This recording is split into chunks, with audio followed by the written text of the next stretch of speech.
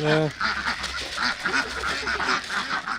Walking towards James Kabindo's home in Utawala, Nairobi, one gets fascinated by loud bird songs and calls emanating from the compound. You can hear the ducks and chicken clucking, the cock crowing and the guinea fowl yelping. His front yard, measuring about 15 meters by 15 meters, hosts a poultry farm. Kabindo keeps various ornamental birds on his farm that include wild birds, for example, guinea fowls, ringneck pheasants, pigeons, exotic ducks, for instance, rouen, jumbo pecking, and mallets, and ornamental chicken, for instance, crested Polish and silk bantams. For him to be able to acquire the wild birds, he requested for a permit from Kenya Wildlife Service.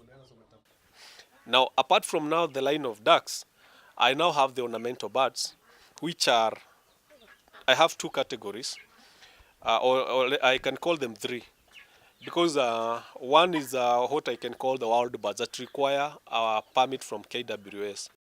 Our first stop is at a hatchery where James shows us a 352 egg incubator where he hatches eggs. Here, the laying and hatching dates are labeled depending on the number of days that a given bird takes to hatch. I'll pick the egg, I'll go and put it in a store near the machine that I use for hatching. Once I do that, I will label the eggs. Once I label the eggs, all I do is that I take the dates. If I take example of the duck eggs will take a maximum of 28 days to hatch. The chicken, whether it is the Polish or the Kuchi, will take 21 days. Assuming I'm today, let's say I'm putting them into the machine on 4th, I'll say 4th of April. Then from there, I'll calculate the number of days depending on the type of the chicken, yeah. So if it's 21 days, I'll add 21 days. And then I can minus 1 day so that by the time it is pecking, I can be able to remove it from the shelves and then put it in the hatchery. The hatched chicks are later relocated to the brooder. Here, the baby chicks are kept warm, fed and watered until they mature up. While at the brooder, Kabindo begins to advertise his birds to interested customers. When I take them to the brooder, there is electricity, and in case there is no electricity, there is all these small pots that we put the charcoal and all that. It will stay in warmth, and I'll feed it from there. Now, when it is the brooder, now I advertise, so I can get the customers and from the brooder. And then from that, there's another place I keep them between ages, depending on ages, from day 1 to a month to 2 months. By that time, I'm expecting that I normally sell the chicken.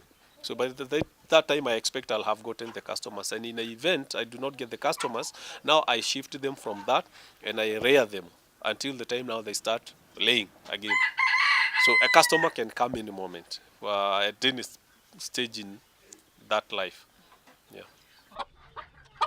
Beyond the beauty of ornamental birds lies a money-spinning business. Just to highlight some of the market price of some of the birds, we centered on the selling price of the ducks and the pheasants. He sells day-old ducklings for 300 shillings to 1,000 shillings each. Similarly, a mature duck, aged 5 to 6 months, goes from 2,000 shillings to 3,000 shillings. Kabindo sells the Kuchi at 3,000 shillings or 4,000 shillings for the female and 5,000 shillings for the male. Most of his customers are foreigners. Ornamental bird agribusiness is one of the lucrative businesses that anyone can venture into. However, many do not practice this type of business due to high cost of acquiring the birds. Nancy Ochido, Utawala, Embakasi East, Nairobi.